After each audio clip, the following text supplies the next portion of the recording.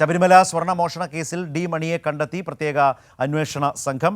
ഡിണ്ടിഗൽ സ്വദേശിയായ ബാലമുരുകനാണ് ഡി മണി എന്ന പേരിൽ അറിയപ്പെടുന്നത്. ചെന്നൈയിൽ വെച്ച് മണിയുടെ ചോദ്യം ചെയ്യൽ ഇപ്പോഴും തുടരുകയാണ്. അതേസമയം മുഖ്യപ്രതി ഉണ്ണികൃഷ്ണൻ പോറ്റിയെയും SP ശശിധരന്റെ നേതൃത്വത്തിലുള്ള സംഘം ചോദ്യം ചെയ്യുകയാണ്. ശബരിമല സ്വർണ്ണമോഷണ കേസുമായി ബന്ധപ്പെട്ട് വിദേശ വ്യവസായി SITക്ക് നൽകിയ മൊഴിയിലൂടെയാണ് ഡി മണിയുടെ പേര് പുറത്തുവന്നത്. അതിന്റെ അടിസ്ഥാനത്തിലാണ് SITയുടെ പ്രത്യേക സ്ക്വാഡ് ചെന്നൈയിലെത്തി മണിക്കു വേണ്ടിയുള്ള അന്വേഷണം ആരംഭിച്ചത്. കഴിഞ്ഞ ദിവസം വൈകിട്ടോടുകൂടിയാണ് മണിയെ SIT സംഘം കണ്ടെത്തിയത്. ദിണ്ടിഗൽ സ്വദേശിയായ ബാലമുരുകനാണ് ഡി മണി എന്ന പേരിൽ അറിയപ്പെടുന്നത്. താൻ വജ്രവ്യാപാരിയാണെന്ന് മണി SITക്ക് മൊഴി നൽകി. ബാലമുരുകൻ വജ്രവ്യാപാരത്തിൽ ഇടനില നിന്നാണ് ഡി മണി എന്ന ഡയമണ്ട് മണിയായത് എന്നും SIT സ്ഥിരീകരിച്ചു.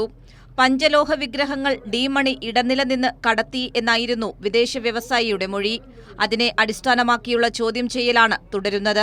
അതേസമയം ശബരിമല കൂടാതെ പത്മനാഭസ്വാമി ക്ഷേത്രത്തിലും ഈ സംഘം കണ്ണുവച്ചിരുന്നതായി വിദേശ വ്യവസായിയുടെ മൊഴിയിൽ പറയുന്നു. 1000 കോടിയുടെ ഇടപാടാണ് ഇവർ ലക്ഷ്യമിട്ടിരുന്നതെന്നും എന്നാൽ പത്മനാഭസ്വാമി ക്ഷേത്രത്തിലെ ഇടപാട് മുടങ്ങിയെന്നും ഈ മൊഴിയിൽ പറയുന്നു. വിദേശ വ്യവസായിയുടെ മൊഴിയുടെ ആധികാരികത പ്രത്യേക അന്വേഷണ സംഘം പരിശോധിച്ചു വരികയാണ്. അതേസമയം കേസിലെ പ്രതികളായ ഉണ്ണികൃഷ്ണൻ പോറ്റിയെയും സുധീഷ് കുമാറിനെയും SIT ചോദ്യം ചെയ്തു. SP ശശിധരന്റെ നേതൃത്വത്തിൽ ജയിലിലെത്തിയായിരുന്നു ചോദ്യം ചെയ്യൽ. കൈരളി ന്യൂസ്, തിരുവനന്തപുരം.